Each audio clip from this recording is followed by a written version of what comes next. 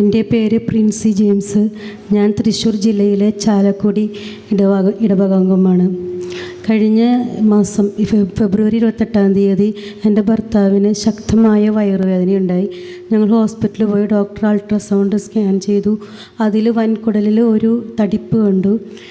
CT scan എടുത്തു, അതിലും തടിപ്പ് കണ്ടു.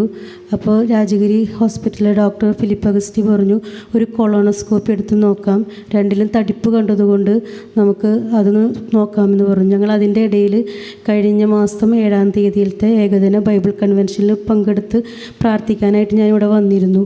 അപ്പോൾ ആരാധനയുടെ സ്തുതിപ്പിൻ്റെ സമയത്ത് അച്ഛൻ വിളിച്ചു പറഞ്ഞു, വൻകുടലിൽ തടിപ്പുള്ള ഒരു വ്യക്തിയുടെ തടിപ്പ് കർത്താവ് എടുത്തു മാറ്റുന്നെന്ന് വിളിച്ചു പറഞ്ഞു. ഞാനത് എൻ്റെ ഭർത്താവാണെന്ന് വിശ്വസിച്ച് പ്രാർത്ഥിച്ചു. ഞങ്ങൾ പിന്നീട് കൊളോണോസ്കോപ്പി ചെയ്തപ്പോൾ വൻകുടലിൽ അങ്ങനൊരു പ്രശ്നം തന്നെ ഇല്ല എന്ന് ഡോക്ടർ പറഞ്ഞു.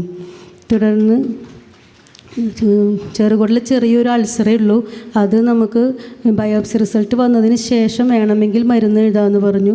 പക്ഷേ ബയോപ്സി റിസൾട്ടിൽ അതിന് മരുന്നിൻ്റെ ആവശ്യം പോലും ഞങ്ങൾക്ക് വന്നില്ല. ഇത്രയും വലിയ അനുഗ്രഹം തന്ന ദിവ്യകാരുണ്യ നാഥനും പരിശുദ്ധ അമ്മയ്ക്കും അന്തോണീസ് പുണ്യാളനും നന്ദി പറയുന്നു. ശക്തമായിട്ട് കൈകളടിച്ച് നമുക്ക് കർത്താവിനോട് നന്ദി പറയാം.